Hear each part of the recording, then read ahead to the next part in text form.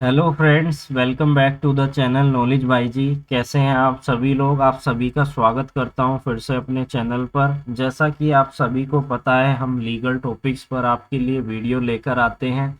आज हम इस वीडियो के अंदर कुछ इम्पोर्टेंट एमसीक्यू को डिस्कस करेंगे और एक पर्टिकुलर सेक्शन को डिस्कस करेंगे एक पर्टिकुलर एक्ट के अंदर से। इसी तरीके की वीडियो आपके लिए फ्यूचर में आती रहेंगी। पर डे हम जो है एक सेक्शन को डिस्कस करेंगे, उससे रिलेटेड इंपॉर्टेंट एमसीक्यू कौन कौन से हैं उसको डिस्कस करेंगे, ताकि आने वाले समय में आप हर एक एक्ट की सभी सेक्शंस को डिटेल में समझ पाए। मेरा यही मोटिव है कि आप सभी स्टूडेंट जो भी किसी भी एग्ज़ाम की तैयारी कर रहे हैं, अपनी एलएलबी कर रहे हैं, उनके लिए ये सेक्शंस, ये एक्ट बहुत ही ज़्यादा इम्पोर्टेंट है। तो इन सभी एक्ट के अंदर दी गई सेक्शंस को आप पहले ही अच्छे से दिमाग में याद कर सके, ताकि जब आपका एग्ज़ाम आए तो बस आपको रिवीजन करनी है और आप फटाफट एग्ज़ाम को कर पाएंगे। तो स्टार्ट करते हैं। सबसे पहले हम एमसीक्यूज को डिस्कस करेंगे और सबसे पहला एमसीक्यू हमारा क्या कह रहा है, सिंपल सा क्वेश्चन है, फटाफट से हो जाएगा और आप समझ पाओगे कि विच ऑफ द फॉलोइंग चैप्टर, यहाँ पर चैप्टर पूछा गया है इन सभी ऑप्शंस में से कि हिंदू मैरिज एक्ट, ये आपको याद रखना है कौन से एक्ट की बात की जा रही है। 1955 एक्ट की बात की जा रही है, हिंदू मैरिज एक्ट की बात की जा रही है। और इसमें पूछा गया है कि कौन सा चैप्टर है जो हिंदू मैरिज के बारे में बात करता है। तो इसका जो सही जवाब है वो है हमारा सेकंड ऑप्शन, चैप्टर नंबर 2। जब आप देखेंगे, बेयर एक्ट को ओपन करेंगे, तो चैप्टर नंबर 2 जो कि बात करता है किसके बारे में, हिंदू मैरिज के बारे में। इसके अलावा आपको पता होना चाहिए टोटल नंबर ऑफ चैप्टर कितने हैं हमारे हिंदू मैरिज एक्ट के अंदर। तो टोटल नंबर ऑफ 6 चैप्टर हमारे दिए गए हैं। तो ये भी एक क्वेश्चन बन जाता है। कौन से साल का एक्ट है? 1955 का एक्ट है। बात करते हैं अगले क्वेश्चन के बारे में, जिसका हम जवाब पहले ही दे चुके हैं। टोटल नंबर ऑफ चैप्टर कितने हैं हमारे? 6 हैं। तो इसका जो सेकंड ऑप्शन है बिल्कुल सही जवाब है। बात करते हैं अगले इंपॉर्टेंट क्वेश्चन के बारे में। क्वेश्चन नंबर 3 क्या कह रहा है?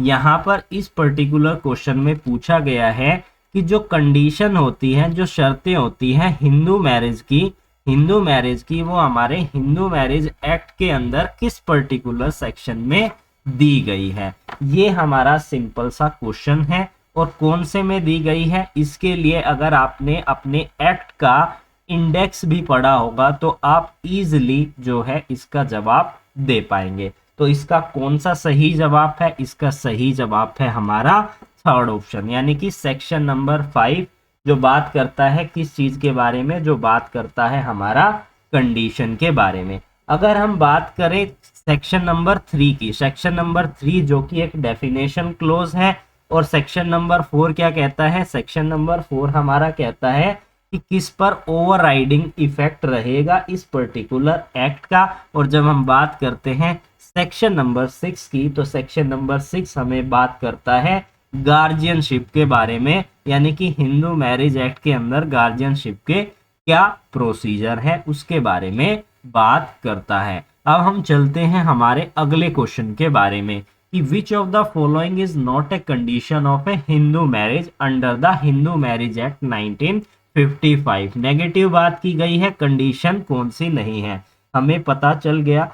यानी कि सेक्शन नंबर 5 कंडीशन के बारे में बात करती है। अब क्वेश्चन डीपली भी तो पूछा जाएगा, क्वेश्चन अंदर से भी तो पूछा जाएगा, तो इसलिए कौन सी कंडीशन नहीं है इसके संबंध में यहाँ पर ये सभी ऑप्शंस यहाँ पर लिखे गए हैं, और आपको देखना है इन सभी ऑप्शंस में से कौन सी कंडीशन नहीं है। पहला ऑप्शन क्या कह रहा है? Neither party has a spouse living at the time of a marriage, यानी कि आपकी शादी हो रही है और आपकी कोई और वाइफ या फिर कोई लेडीज है, तो उनका कोई और पति जीवित नहीं रहना चाहिए जब वो मैरिज कर रहे हैं। दूसरा क्या कह रहा है?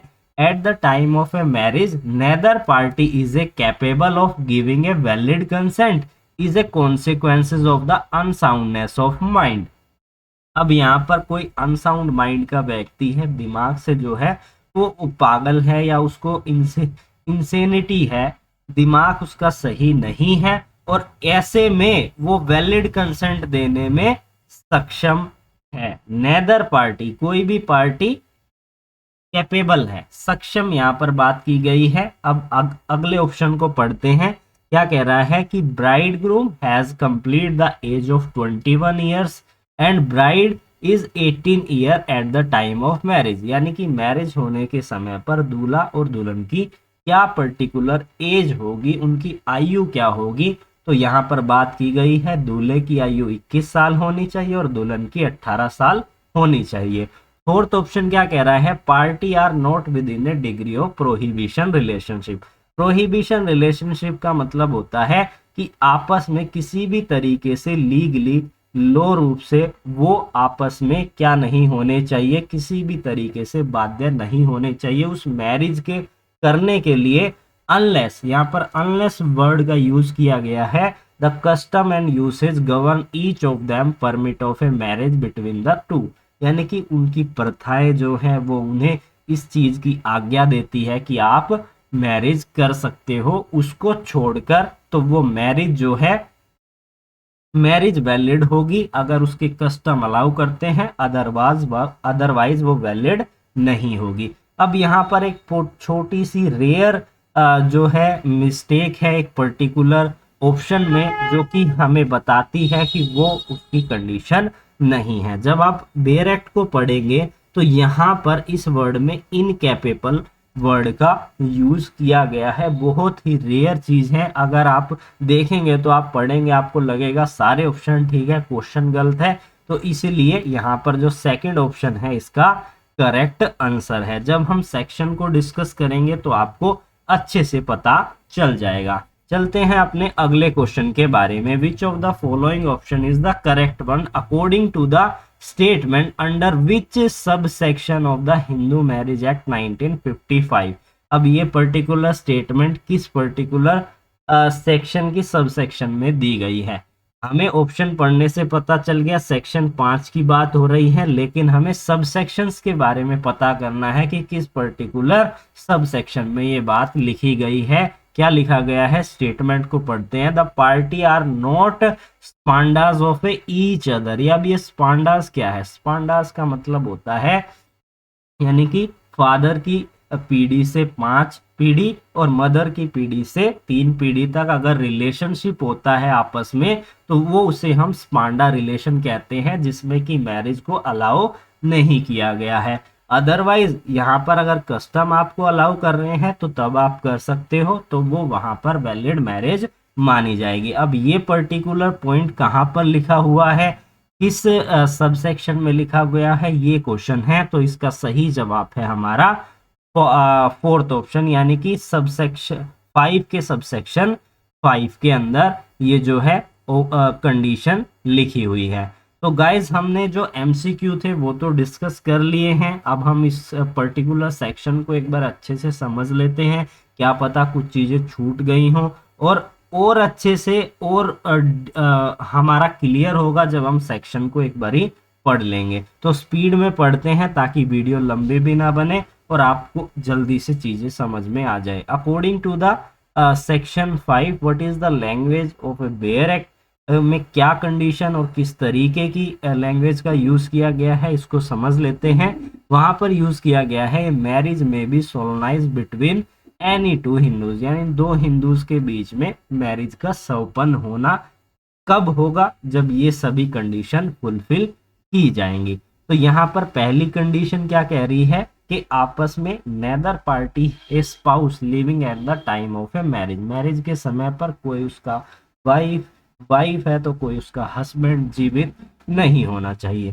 सेकंड कंडीशन क्या कह रही है कि मैरिज के समय पर ना तो पार्टी इज इनकैपेबल, असक्षम नहीं होनी चाहिए, जबकि हमने वर्ड क्या यूज किया था वहां पर कैपेबल। तो incapable of giving a valid consent to in the consequences of unsoundness of mind, यानी कि इनकैपेबल नहीं होना चाहिए अगर वो पागल है, अगर वो इनकैपेबल है अपने अनसाउंडनेस ऑफ माइंड के कारण, तो ऐसे में वैलिड मैरिज जो है नहीं मानी जाएगी, उसे वॉइड मैरिज जो है माना जाएगा। नेक्स्ट ऑप्शन इसी के सब ऑप्शन में बताया गया है कि उसे क्या है, किसी भी तरह की डिजीजेज है, बच्चे का प्रोक्रिएशन करने में वो असक्षम है, तो ऐसे में भी और वो capable of giving a valid consent has been suffer from a mental disorder of any kind और extent as to unfit for the marriage, यानी कि मैरिज के लिए उसे अनफिट करता है, इस तरीके का मेंटल डिसऑर्डर है जिससे कि वो सफर कर रहा है, या बच्चों के प्रोक्रिएशन के लिए भी यहाँ पर बात की गई है, बच्चे का यानी कि बच्चे करने में वो किसी भी तरीके से असक्षम है, तो ये उसकी एक असेंशियल कंडीशन के अंदर हमारा आ जाता है। और उसके बाद रिकरेंट अटैक ऑफ इंसैनिटी, पागलपन के उसे अटैक आ रहे हैं, तो ये हमारा हिंदू मैरिज के अंदर एक इम्पोर्टेंट कंडीशन है जो कि रोल प्ले करता है उनकी मैरिज के लिए। बात करते हैं अगली कंडीशन की, कि यहाँ पर एज बताई गई है जो हम डिस्कस कर चुके हैं कि दूल्हे की एज 21 साल होनी चाहिए और दुल्हन की एज जो है 18 साल होनी चाहिए, ये हमारी कंडीशन है। उसके बाद हमारा प्रोहिबिशन डिग्री नहीं होनी चाहिए, अदरवाइज कस्टम अलाउ करे, और स्पांडा रिलेशनशिप हमारा नहीं होना चाहिए। 5 पीढ़ी फादर की साइड से, मदर की साइड से 3 पीढ़ी, ये आपको याद रखना है। हिंदी में भी मैंने यहाँ पर ट्रांसलेट कर दिया है, इसको भी आप एक बारी देख लीजिए। तो इस वीडियो में हमने एक पर्टिकुलर सेक्शन को डिस्कस कर लिया। आई होप ये वीडियो आपके लिए इंफॉर्मेटिव होगी। अगर आप किसी और सेक्शंस को डिटेल में समझना चाहते हैं तो कमेंट सेक्शन में कमेंट कीजिए, या और किसी तरीके से मुझसे लॉ की नॉलेज लेना चाहते हैं तो मुझे आप कमेंट सेक्शन में कमेंट करके ज़रूर बताइएगा। फिर मिलेंगे एक न्यू वीडियो के साथ, तब तक के लिए धन्यवाद।